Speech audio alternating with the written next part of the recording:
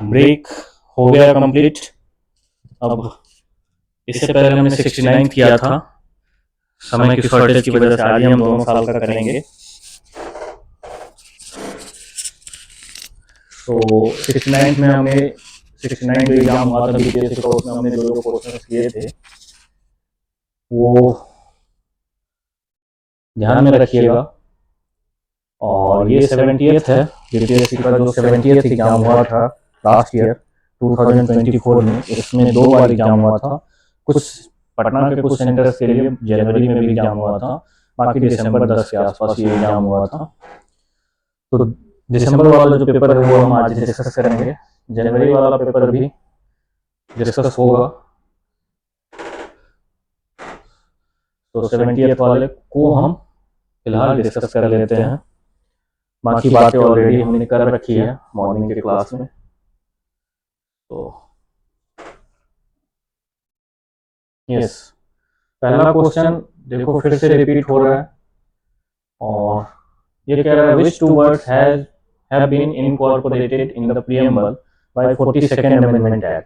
तो 42nd Amendment Act बार बार repeat हो रहा है।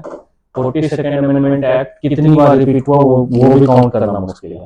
तो इसको मिनी कॉन्स्टिट्यूशन बोला जाता था, आपको याद है, बार बार वही बातें मैं दोहरा रहा हूँ। कुछ सब्जेक्ट्स जो थे स्टेट लिस्ट से ट्रांसफर किए गए थे कंकरेंट लिस्ट में। प्रीएम्बल में कुछ चेंजेस लाए गए थे। प्रीएम्बल में क्या क्या चेंजेस लाए गए थे तो मैंने सर एसएसआई बोला था, ठीक है। अब यहाँ पे ये जो वर्ड है यहाँ पे कंफ्यूजन होता है बच्चों को।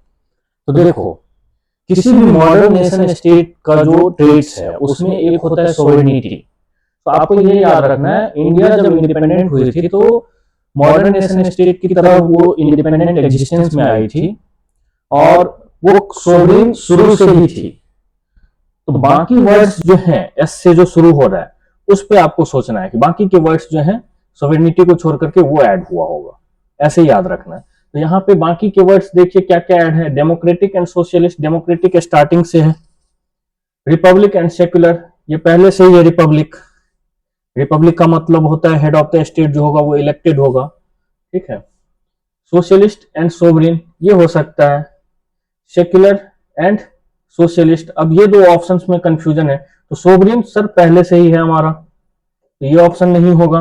रिपब्लिक सर पहले से ही है, 1947 में ही हो गए थे। सोशलिस्ट एंड डेमोक्रेटिक, ये ऑप्शंस में भी डेमोक्रेटिक शुरू से है इंडिया। तो आपके पास एलिमिनेशन की टेक्निक से इसका आंसर जो है डी आ रहा है। ओके, तो पहला क्वेश्चन जो है याद रखना है एसएसआई। एसएसआई में सेक्युलर था,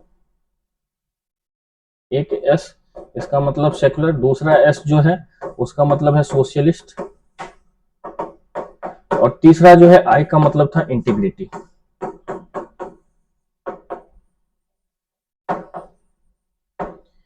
तो सोशलिस्ट डेमोक्रेटिक सोशलिज्म को हमने अडॉप्ट किया है, means coexistence of private and public property. तो मींस ऑफ प्रोडक्शन जो होगा उसमें owned by both private sector and public sector. तो ये भी याद रखना। तो क्वेश्चन नंबर 1 जो है इसका आंसर होगा sir D. Next question number 2, ये फैक्चुअल क्वेश्चन है, करंट अफेयर से रिलेटेड था बट लास्ट ईयर का पेपर है तो मैक्सिमम क्वेश्चन हम कोशिश करेंगे कि डिस्कस कर लें। ये क्वेश्चन कह रहा है आपका कि what is the eligibility age after the changes made in March 2024 for senior citizens to vote by postal ballot. तो सर इसका आंसर जो होगा क्वेश्चन नंबर 2 का ए होगा।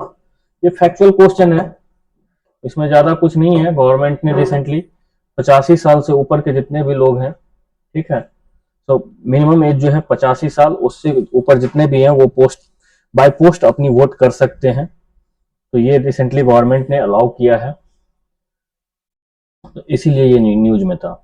नेक्स्ट क्वेश्चन नंबर 3 जो है ये बोल रहा है in which Lok Sabha seat one of the India's particular, PVTG group होता है हमारा एक, इसका फुल फॉर्म होता है पर्टिकुलरली वल्नरेबल ट्राइबल ग्रुप्स।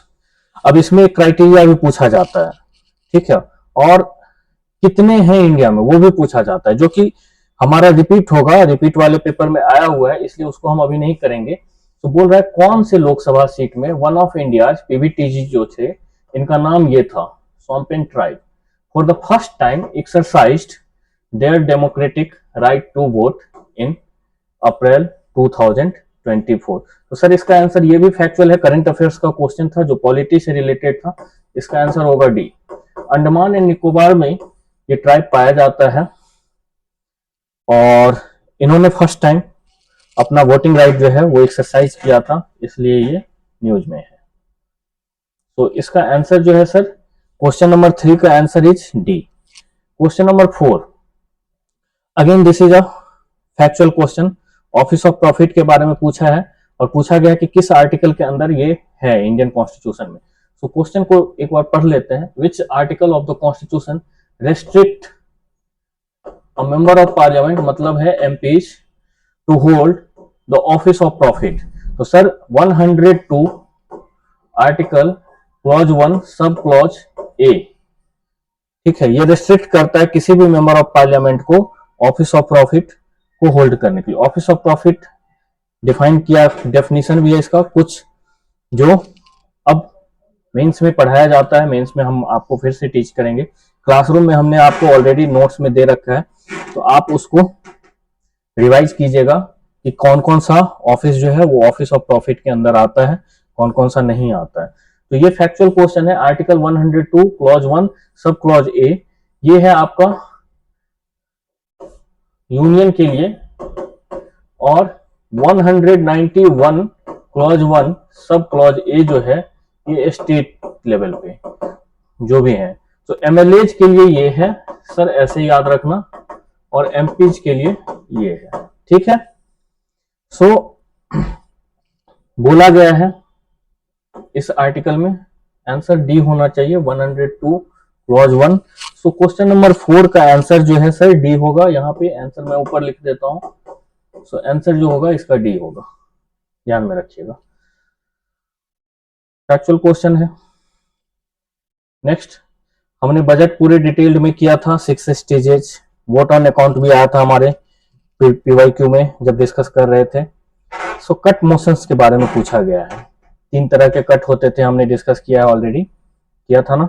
सो क्वेश्चन नंबर 5 जो है इसमें पूछा जा रहा है what is the object of cut motion, object of cut motion in parliament. तो सर इसका आंसर जो होगा to move a proposal to reduce expenditure in the budget proposal, ठीक है। ये सारे ऑप्शंस नहीं है सही, तो इसका आंसर सर ए होगा। हमने क्लास में किया था अभी रिसेंटली, जो बैच था खत्म हुआ है जिसका, उसमें भी ये किया था कट मोशन के बारे में।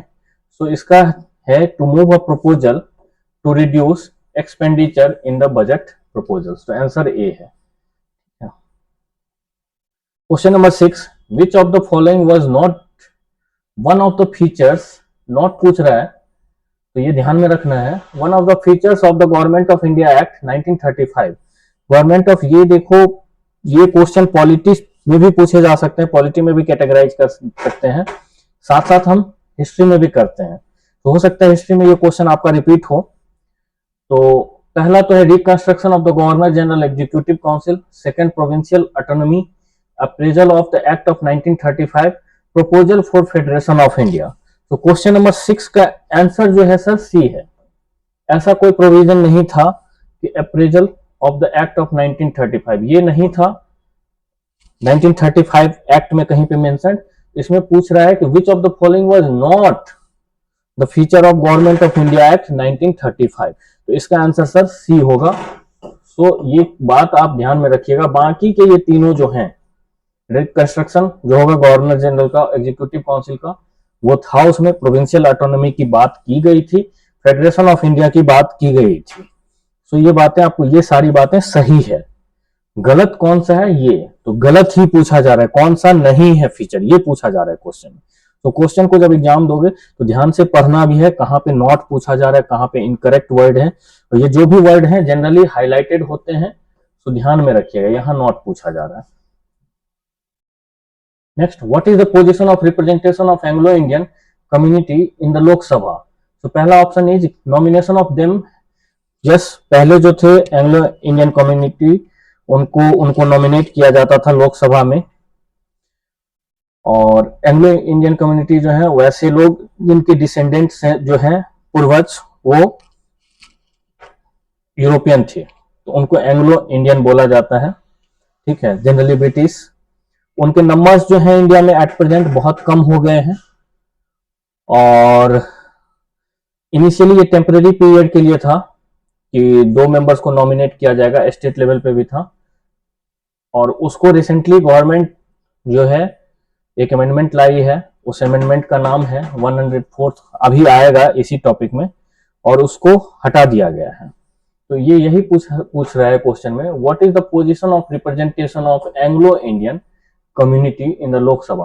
तो रिसेंटली इसको जो है हटा दिया गया है कि अब कोई भी मेंबर्स एंग्लो इंडियन कम्युनिटी से लोकसभा या स्टेट लेवल पे नॉमिनेट नहीं हो सकता है।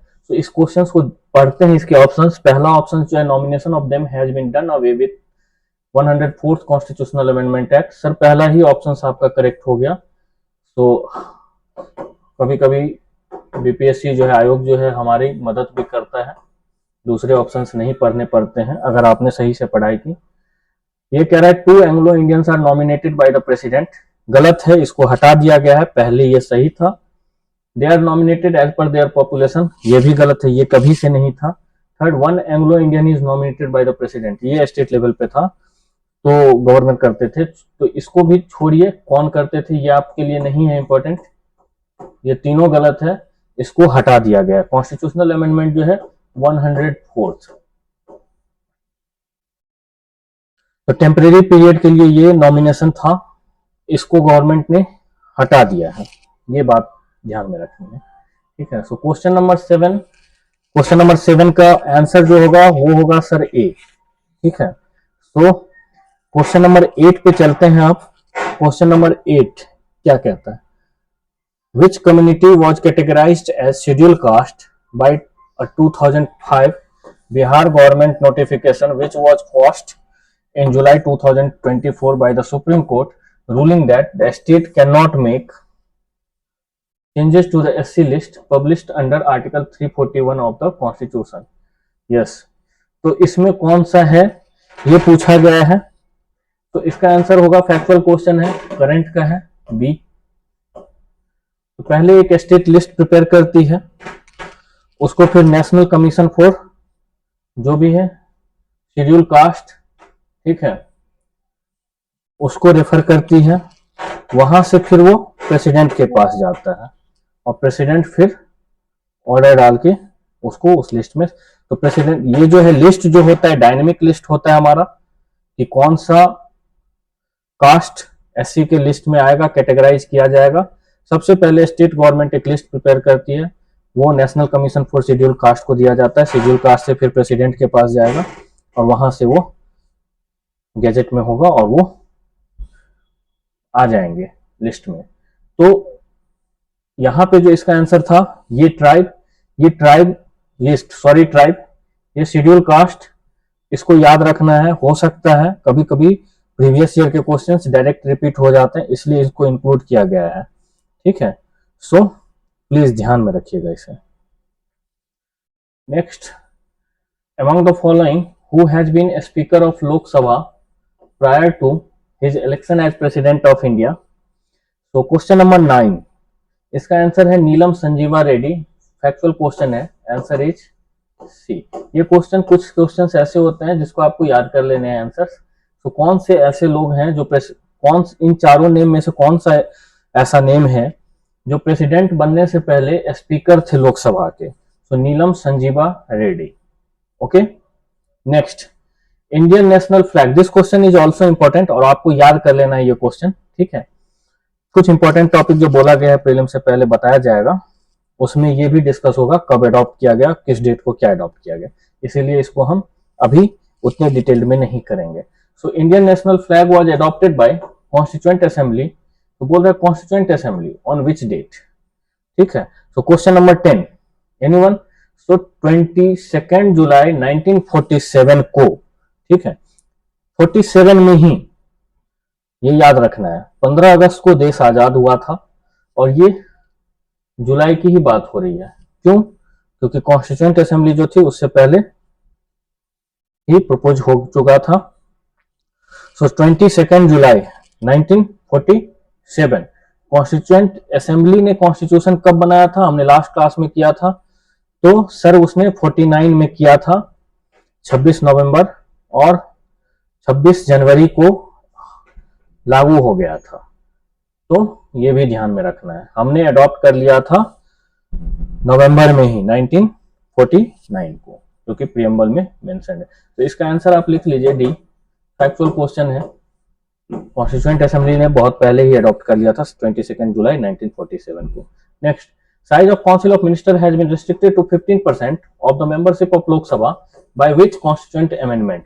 अब ये भी फैक्चुअल क्वेश्चन है, ये आपको याद होना चाहिए। तो इसका आंसर होगा सर सी, 91st कॉन्स्टिट्यूशनल अमेंडमेंट जो है वो रेस्ट्रिक्ट करता है काउंसिल ऑफ मिनिस्टर के साइज को, जो बोलता है टोटल मेंबरशिप जो है, टोटल स्ट्रेंथ जो है मेंबरशिप का, उसका 15% एट मैक्स हो सकता है। Correct. Question number 12, by which time governor has to return an ordinary bill to the concerned state legislature for reconsideration। Sir इसका आंसर है सी, नो टाइम लिमिट, कहीं भी मेंशन नहीं है। रिसेंटली सुप्रीम कोर्ट ने बोला है कि रीजनेबल टाइम पीरियड में गवर्नर को रिटर्न कर देना चाहिए bill, but still this matter is pending. उससे पहले भी एक आया था 1 मंथ का, जिसमें बहुत बच्चों ने टिक किया था, but still there is no time limit और मेंशन भी नहीं है। तो इसका आंसर आप लोग ध्यान रखिएगा। लास्ट टाइम बहुत बच्चों ने कंफ्यूज किया था 1 मंथ, और उसकी वजह से उन्हें पेनल्टी लग गए। तो क्वेश्चन नंबर 12 का आंसर जो है नो टाइम लिमिट, ये याद रखिएगा। अभी रिसेंटली रीजनेबल टाइम लिमिट बोला गया है, सुप्रीम कोर्ट ने बोला है। Next, who decide the disqualification of members of a state legislative assembly for matters other than those in the 10th schedule of the constitution। so question number 13 का answer जो है sir ए होगा, governor. 10th schedule में कौन करता है sir, central level पे speaker करता है, और स्टेट लेवल पे कौन करता है सर, स्टेट लेवल पे वहां के जो लेजिस्लेटिव असेंबली में जो स्पीकर होते हैं वो करते हैं। ठीक है, सो ये ध्यान में रखना है आप, जिस हाउस का जो प्रिसाइडिंग ऑफिसर है वो करता है, डिसीजन लेता है 10th शेड्यूल में। उसके अलावा कोई भी मैटर होगा उसमें वहां प्रेसिडेंट करेंगे यूनियन लेवल पे, और यहाँ पे कौन करेंगे सर, यहाँ पे गवर्नर करेंगे। तो ये भी आप आंसर याद रखिए। Next, which amendment to the constitution abolished the 2 seats that were reserved for the Anglo-Indian community। so ये पूछ रहा है कौन सा अमेंडमेंट जो है वो एबोलिस्ट कर दिया 2 सीट जो रिजर्व थे एंग्लो इंडियन कम्युनिटी को। ये हम ऑलरेडी डिस्कस कर चुके हैं, आंसर होगा इसका डी, 104th अमेंडमेंट जो हुआ था उसमें इसको हटा दिया गया है, और इसका आंसर होगा। तो क्वेश्चंस आसान ही आते हैं। 71st में एक और चेंजेस हैं, पॉलिटी के क्वेश्चंस, ज्योग्राफी के क्वेश्चंस मिक्स करके दिए हुए थे, और एक ही जगह पहले होते थे, अब नहीं है एक ही जगह। At the same time questions जो थे काफी आसान थे, जो बट आसान होने के साथ साथ काफी कुछ जो था करंट अफेयर से भी रिलेटेड था पॉलिटी में। सो 70th में बहुत कुछ नया देखने को मिला हमें। पॉलिटी के नंबर ऑफ क्वेश्चंस जो हैं करंट प्लस स्टैटिक पोर्शंस के वो भी बढ़ गए, और अप्रोक्सीमेटली 15 क्वेश्चन से के आसपास रहेगा, 15 मोर देन 15, 16 भी हो सकता है, इंक्लूडिंग करंट अफेयर्स का जो पॉलिटी का टॉपिक है। सो बी केयरफुल, पॉलिटी को अच्छे से रिवाइज कीजिए। क्वेश्चंस आसान रहते हैं, तो इसका मतलब ये नहीं है ओवर कॉन्फिडेंट होकर के आप लोग गलत कर दो क्वेश्चंस को। 70th से थोड़ा सा पैटर्न चेंज हुआ है, तो करंट अफेयर्स पे भी साथ साथ फोकस कीजिए। रिसेंटली अपॉइंटमेंट किसका, 69th में भी हुआ था चेंज, अपॉइंटमेंट रिसेंटली किसका हुआ है, नेशनल कमीशन ऑफ वुमेन। तो ये सारी चीज़ों को आप करंट अफेयर्स के साथ साथ ही जब नेशनल कमीशन फॉर वुमेन कर रहे हो तो वो चेक कर लिया करो आप। और बेस्ट सोर्स जो है वो गवर्नमेंट की वेबसाइट है, कहाँ से पढ़े किसको सही माने। सो मैगजीन में भी बहुत सारे आंसर्स इधर उधर होते हैं, ऑफिशियल आंसर की से। सो बेस्ट सोर्स जो है गवर्नमेंट सोर्स है। जस्ट इग्नोर 2 चीजें, कोरा एंड विकीपीडिया, वहां पे लोगों का वो होता है, सो अवॉइड करने की कोशिश कीजिए। मैं क्रिटिसाइज नहीं कर रहा हूँ वेबसाइट को, जस्ट विकीपीडिया और उसको जो है वो हमेशा करेक्ट नहीं होता है, तो उसको अवॉइड कीजिए और किसी एक ट्रस्टेड सोर्स पे भरोसा कीजिए। वहाँ पे आपके करंट अफेयर्स में अच्छे अच्छे मैगजीन है। अपने इंस्टीट्यूट का भी मैगजीन अच्छा होता है, बहुत से बच्चे फॉलो करते हैं और मैगजीन अच्छा है तो उसे भी आप फॉलो कर सकते हैं। एट द सेम टाइम आप चाहें तो टेस्ट सीरीज के साथ साथ एक एडिशनल सोर्स भी रख सकते हो। सो वो आपके डिस्क्रिप्शन पे है, आप लोग प्रिपरेशन करो। लेकिन 69th के बाद थोड़ा सा पैटर्न चेंज हुआ है, पॉलिटी के क्वेश्चंस बढ़े हैं, उसको ध्यान में रखिए। पॉलिटी के क्वेश्चंस बढ़े हैं तो क्वेश्चंस आसान पूछे जा रहे हैं, ऐसा नहीं है कि बहुत टफ पूछा जा रहा है। सो आज 70th खत्म हो गया। सो पीवाईक्यू पॉलिटी का जो था ये यहीं खत्म हो रहा है हमारा। 2 पेपर जो है आपका क्लास में डिस्कस नहीं होगा। 67th का जो हो री एग्जाम हुआ था और 70th में भी 1 जनवरी में पेपर आया था, जो कि paper it is very difficult to collect all those papers as they are not easily available in the market. So if we will get those papers, so we will upload that video. It is not possible to discuss those 2 papers in class, but we will upload। जो class में बच्चे हैं वो भी YouTube से consult करें, YouTube को देखें और मैनेजमेंट से कंसल्ट करें। यहाँ पे पीडीएफ जो यहाँ स्लाइड का है, जो बच्चे बोल रहे थे सर इसको, तो आप लोगों को एडिट करके आंसर के साथ ही शेयर कर दिया जाएगा। कुछ पीडीएफ शायद शेयर कर दिया गया होगा विद इन 1 और 2 डेज। मैंने बोला भी था, शायद लास्ट क्लास में भी बोला था, शायद नहीं हुआ है तो वो भी शेयर हो जाएगा। बीपीएससी के एग्जाम में थोड़ा सा केयरफुल रहिए। हिस्ट्री के भी क्लासेस आपके कल या परसों से पीवाईक्यू वाले शुरू होंगे, इसीलिए पॉलिटी के क्लासेस शायद हम नहीं करें क्लास में। तो जो बच्चे क्लास में बैठे हैं हिस्ट्री के क्लास वो सही से कीजिएगा, और जो नहीं है उनके लिए भी छूटे नहीं, तो वीडियो जाएगा उसको फॉलो कीजिएगा।